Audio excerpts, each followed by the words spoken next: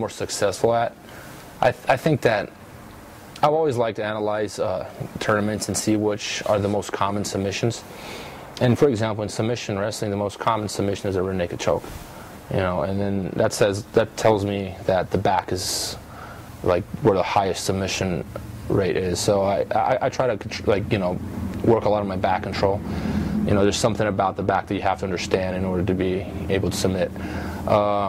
So rear naked choke is probably the most common submission. That's the one I like. I like the stuff that works.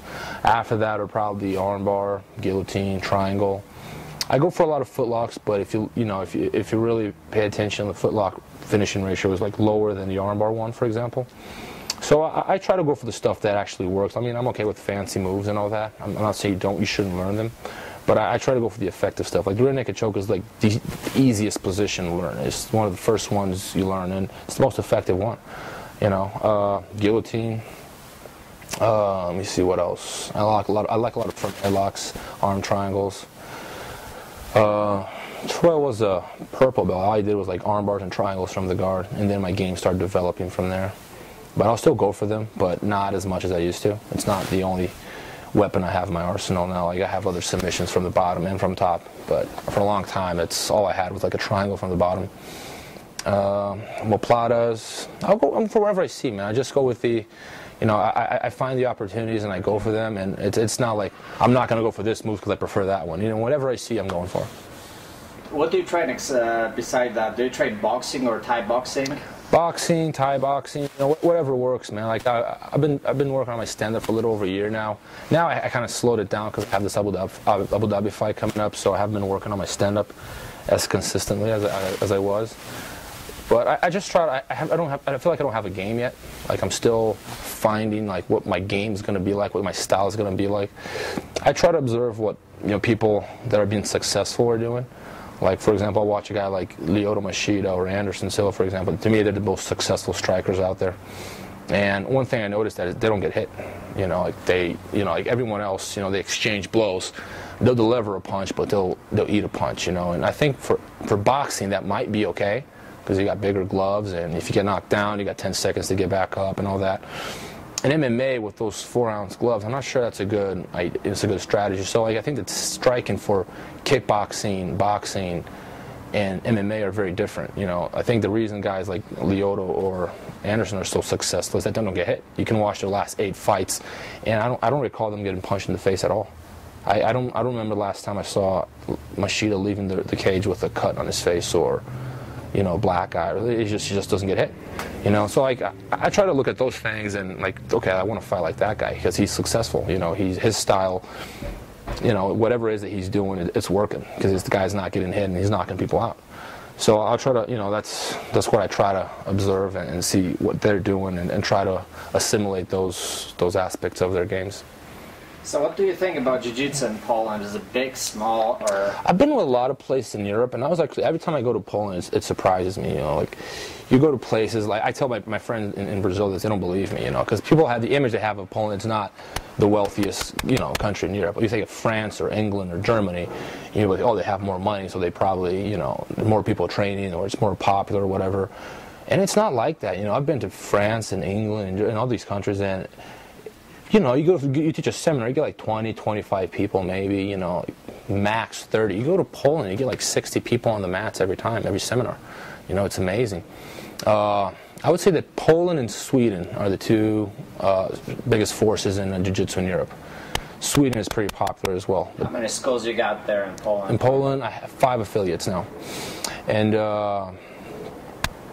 it's growing, man. Like I have Chamo over there, a good friend of mine, reliable guy, smart, just good fighter, good teacher, good guy, good person, just someone you can rely on to work with. If you're gonna have someone, thousands of miles away, you have to trust that person. You're gonna be working with that guy. It has to be someone that, okay, this guy's gonna be representing my name over there. It has to be someone that's gonna be doing a good job, and Chamo really does that.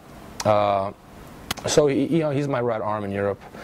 I think we're opening new schools soon in Europe, but like it's one thing at a time. I'm not in a big hurry to make the team huge. To me, the most important thing is to make sure it's solid. Make sure everything's structured, everything's in the right place. I'm working with the right people. I avoid working with people that are going to put my, that are going to make bad use of my name.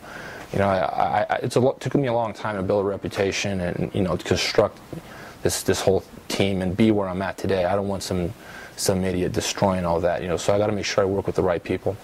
I don't promote people easily, I'm very, very strict with promotions and all that. That's why I think the jiu-jitsu in Poland it's huge, man. Like every time I go there, it amazes me. Like every gym will have like 30, 40, 50 students. That's big for Europe. I mean, for European standards. There's not even that many black belts in Poland if you think about it. So the sport is very young over there. I think it has a lot of potential. Polish people are very competitive, which is a good thing for the sport. They're very, very competitive. I remember the first time I went there, like every single one of them was challenging me.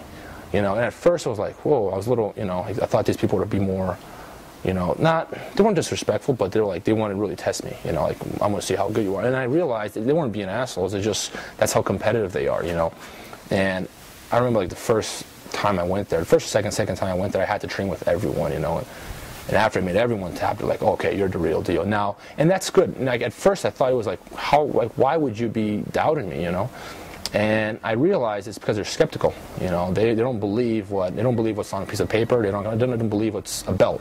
A douchebag can have a belt. There are idiots out there. There are people that suck at jiu-jitsu that have black belts on. I know people that suck at jiu-jitsu. They do not know jiu-jitsu and they have a black belt with a bunch of stripes on them. And they have pictures on the wall with Hicks and Gracie, and everyone thinks they're the shit because they took a picture with someone.